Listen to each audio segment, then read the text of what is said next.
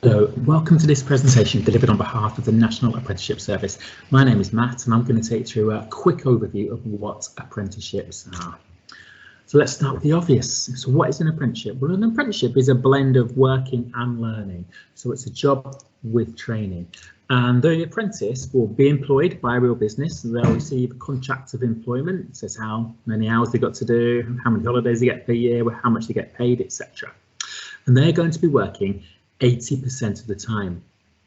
The other 20% of the time, they'll be doing what we call off-the-job training, off-the-job learning and studying towards being prepared for their endpoint assessment, which, as you can guess, is an assessment at the end of their apprenticeship, which tests that they picked up all the skills and knowledge and competencies that they need to do that particular job. Apprentices are paid a salary, and the salary that they receive reflects 100% of their time, so the employer pays for their 20% time off the job in the training as well. There are over 600 different types of apprenticeships within the Greater Manchester area. I would say that number is around about 320 to 340. It constantly varies as new standards are delivered and perhaps less common ones are removed from the range available. Apprenticeships go through different levels. I'll come to that shortly. But the important thing to remember, these apprenticeships are not an easy option. The apprentice is juggling a full-time job for 80% of the time, and then the other 20% they're doing a qualification, which at its lowest level, the intermediate level, that qualification, that apprenticeship is equivalent to gaining 5 GCSEs at grade 4 and above. So certainly not an easier option than, say, college, for example. These are some examples of employers who recruit apprentices. These are clearly large employers, but they take apprentices from schools and colleges across the Greater Manchester area. They might take on 25, 50, 75, over 100 apprentices every single year, depending upon their business need. And of course, they'll take them into multiple different departments across their business as well, not just the product or service that you might immediately associate with them. The invisible bit here are all the small and medium enterprises and the micro businesses who also recruit apprentices. They might only take on 5 a year, 2 a year, 1 every couple of years, again, depending upon their business need.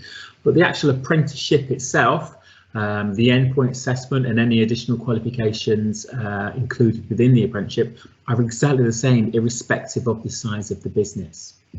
So what that means is a young person has a choice. They have a choice of over 300 different types of apprenticeships, but they also have a choice of whether they want to work for a large corporation or prefer to work for a smaller family-run business. As I mentioned, apprenticeships come in different levels, and they range from intermediate right up to master's level degree apprenticeships. Now, intermediate apprenticeships, they are equivalent to gaining 5 GCSEs at grade 4 and above. And when I say equivalent, the amount of effort, knowledge, competency and skills that the apprentice is going to have to demonstrate to pass the endpoint assessment. Advanced apprenticeships are equivalent to A levels or the new T levels or a BTEC at level 3. Higher apprenticeships, as you can see, go through 4 levels there: HNC, HND, level 6 degree, level 7 masters. And then we also have degree apprenticeships at level 6 and 7 as well. The higher in degree apprenticeships at level 6 and 7, they are at the same level, but with the degree apprenticeship, you get a degree in addition to the apprenticeship. In terms of entry points, a year 11 leaver can be looking at intermediate and advanced apprenticeships as a starting point. A college leaver could look at advanced, higher and degree apprenticeships. I mean, of course, a college leaver could also look at intermediate apprenticeship, but one would anticipate that they will be looking to at least go to an equivalent academic level rather than drop down to level 2 once they've completed college. You can also travel up these levels. You can move up from intermediate to advanced to higher in degree through a lot of different professions do that. A lot of employers offer that route so that it's not just a 1 or 2 year apprenticeship. Is an opportunity to continue your learning throughout the first phase of an apprentice's career, really.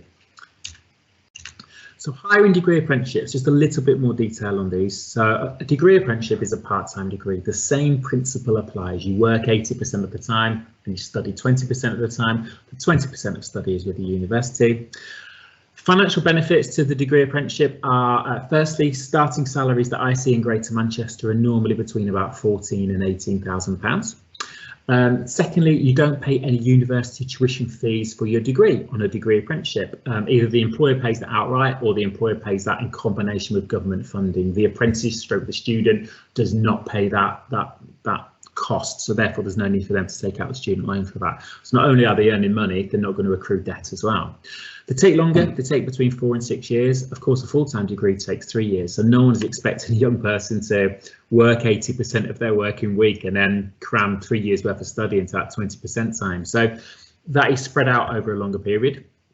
Benefits of that are you have a job contract for the length of your apprenticeship. There's an incredible amount of work experience being gained.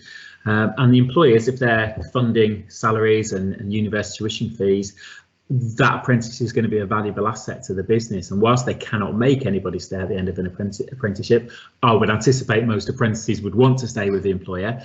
So therefore, you're highly likely to be retained into a full-time permanent role at the end of the degree apprenticeship.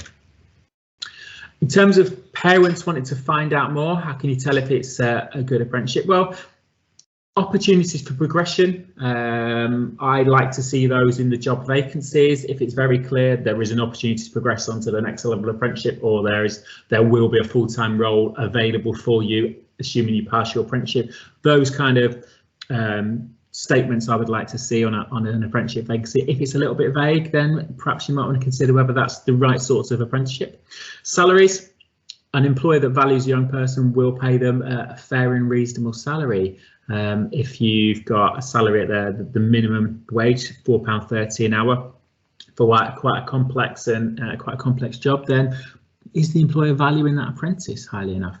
And the third thing to say on this point is that all apprenticeship training providers, so that could be a college, an independent training provider, or a university if it's a degree apprenticeship, the universities are assessed by the Office of Students, the same as they are for full-time degrees, and colleges and training providers are assessed by Ofsted the same way as schools are. So you can find out the training providers' last Ofsted grade as well to understand their quality, and you can also find their completion rates and success rates on apprenticeships as well, and their pass rates.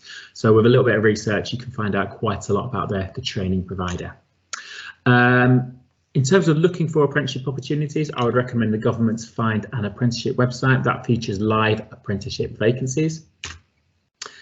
And there are more resources for parents on apprenticeships.gov.uk, and I would also recommend another website called Amazing Apprenticeships. So thanks very much for listening. I said it was going to be a quick tour of apprenticeships. If you have any questions, I would always recommend directing those to the school's careers advisor, as she will be able to answer 99% of those questions on apprenticeships, and if she can't, she can certainly fire them in at myself. Thanks for listening. Goodbye.